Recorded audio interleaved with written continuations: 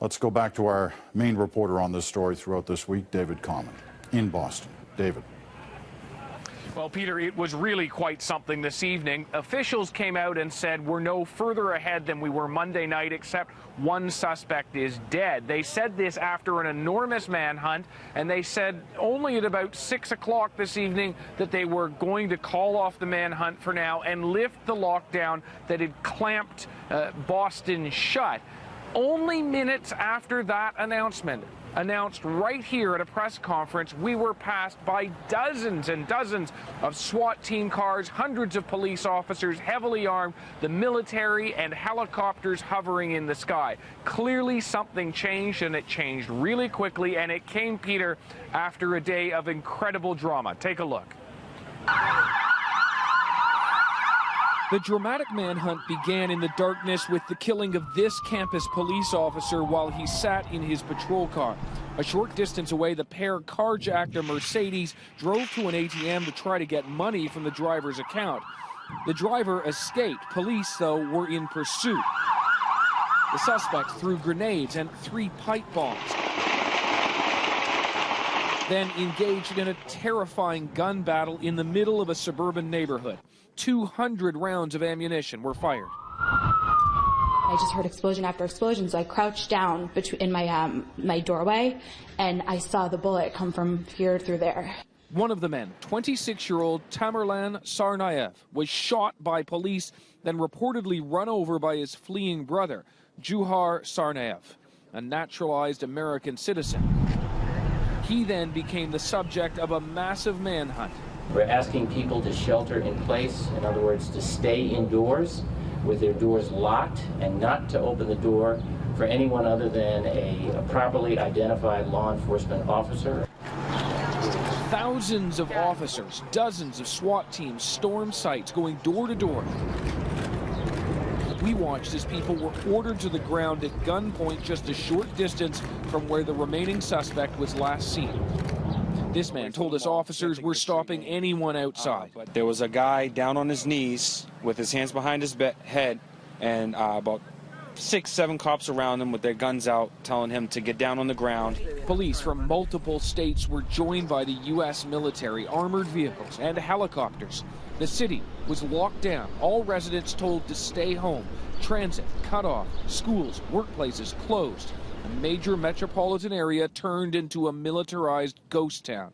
But after 14 hours of searching, nothing. Then at 6 this evening, the lockdown was lifted. We are where we were effectively as of Monday night or Tuesday morning, with a couple of exceptions. One of the suspects is dead. This is a dangerous person who we believe has killed people. I believe he's still in Massachusetts. But then this evening, hundreds of police, including SWAT vehicles like this, began surging just straight down from where we are to a location on Franklin Street here in Watertown. SWAT teams descended in force on a boat in the backyard of a house, taking neighbors away for their own safety and reinstituting a lockdown in the entire Watertown area. Teams believed that inside the boat was the suspect underneath a tarp and began to assault the actual boat itself. Police described how the takedown occurred. We exchanged gunfire with the suspect who was inside the boat, and ultimately the hostage rescue team of the FBI made an entry into the boat and removed the suspect who was still alive in the boat. All of this transpiring less than a kilometer in behind me, Peter. It was incredible, and although there have been so many miscues and so much misinformation this week, that we wanted to be sure to hear from the Boston police that indeed the suspect was captured and not hear it from some other source. But we actually didn't really need to wait that long, because as we were waiting for confirmation, you could hear the cheers and applause from local residents in behind us. They did so after the police came out with the suspect. He was said to be bleeding. Someone yelled to the police, "Hey, is that him?" They responded, "Yes, it is," and that's when the applause just went up. The police, though, of course, saying, Peter, reminding people tonight that as many are celebrating, others are mourning the death of now 4 people killed, allegedly, by these suspects. You know, of the many amazing moments throughout this week, that though was certainly one of them. There were so many Bostonians who had been kept in their houses for the past 24 hours because of the lockdown. Still many of them, even when the lockdown was lifted, staying there. But tonight, out within moments, and you got to witness that cheering. It must have been quite something.